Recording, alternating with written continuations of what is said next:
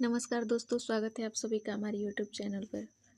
दोस्तों, आज की वीडियो में हम 42वें संविधान संशोधन के बारे में अध्ययन करने वाले हैं। तो चलिए आज का वीडियो हम प्रारंभ करते हैं। सबसे पहले देखते हैं 42वें संविधान संशोधन के बारे में। तो यह संशोधन अभी तक पारित जितने भी संशोधन हुए हैं उनमें से अधिक व्यापक है। इसी कारण इसे हम लघु संविधान संशोधन के नाम से भी जानते हैं।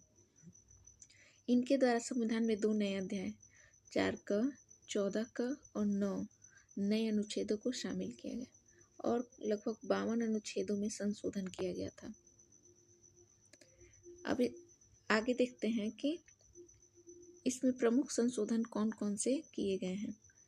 तो सबसे पहले सभी को लगभग पता होगा कि संविधान की उद्देशिका में पंथ निरपेक्ष, समाजवादी और अखंडता शब्द 42वें संविधान संशोधन के द्वारा ही जोड़ा गया था।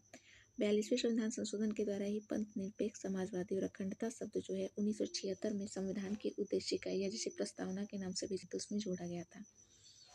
अनुच्छेद 31ग जोड़कर इसमें यह प्रावधान किया गया कि नीति निर्देशक तत्वों को प्रभावित करने के लिए मूल अधिकारों में भी संशोधन किया जा सकता है। अर्थात यहाँ पे नीति निर्देशक तत्वों को ज़्यादा प्राथमिकता दी गई मूल अधिकारों के ऊपर। नीति निर्देशक तत्वों में 3 नए निर्देशक तत्वों को जोड़ा गया। एक अनुच्छेद 39क जिसके अंतर्गत समान न्याय और निःशुल्क विधिक सहायता की बात की गई है। अनुच्छेद 43क जोड़ा गया जिसके अंतर्गत उद्योगों के प्रबंधन में कामगारों की भागीदारी की बात करता है। और अनुच्छेद 48क जो पर्यावरण की रक्षा, सुधार एवं वन व वन्य जीवों की सुरक्षा की बात करता है। अगला हम देखते हैं कि और कौन कौन से इसमें अनुच्छेद जोड़े गए हैं। तो भाग 4क तथा अनुच्छेद 51 का जोड़कर नागरिकों के 10 मूल कर्तव्यों का इसमें उल्लेख किया गया है। अनुच्छेद 74 में यह व्यवस्था कर दी गई कि राष्ट्रपति जो है वह मंत्रिपरिषद की सलाह मानने के लिए बाध्य नहीं होगा। अनुच्छेद 368 में 2 नए खंड 4 और 5 शामिल किए गए।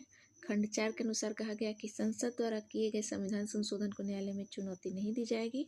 और खंड 5 में यह व्यवस्था कर दी गई कि संविधान संशोधन के संदर्भ में संसद की जो शक्तियां होंगी वह असीमित होगी। इसके अलावा इस संविधान संशोधन के द्वारा वन संपदा, शिक्षा, जनसंख्या नियंत्रण तथा परिवार नियोजन, जानवर, पक्षियों की सुरक्षा, बाढ़ तथा माप आदि विषयों को समवर्ती सूची के अंतर्गत कर दिया गया। विधानसभा और लोकसभा की जो समयावधि 5 वर्ष है उसको बढ़ाकर 6 वर्ष कर दिया गया था।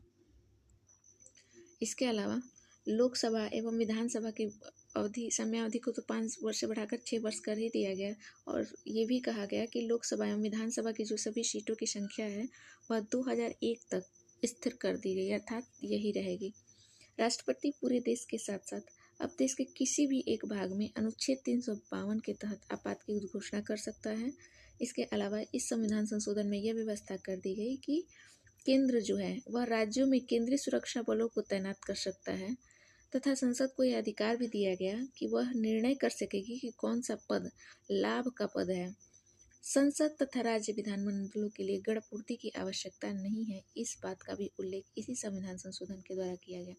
चूँकि इस 42वें संविधान संशोधन के द्वारा बहुत सारे ऐसे संशोधन किए गए हैं, परंतु संक्षेप में कुछ महत्वपूर्ण संशोधनों की चर्चा हमने आज की है। तो दोस्तों, आज की वीडियो कैसी लगी कमेंट बॉक्स में ज़रूर बताएं। अगर अच्छी लगी तो मेरे वीडियो को लाइक, सब्सक्राइब करना, मेरे चैनल को सब्सक्राइब और शेयर करना ना भूलें। थैंक यू दोस्तों।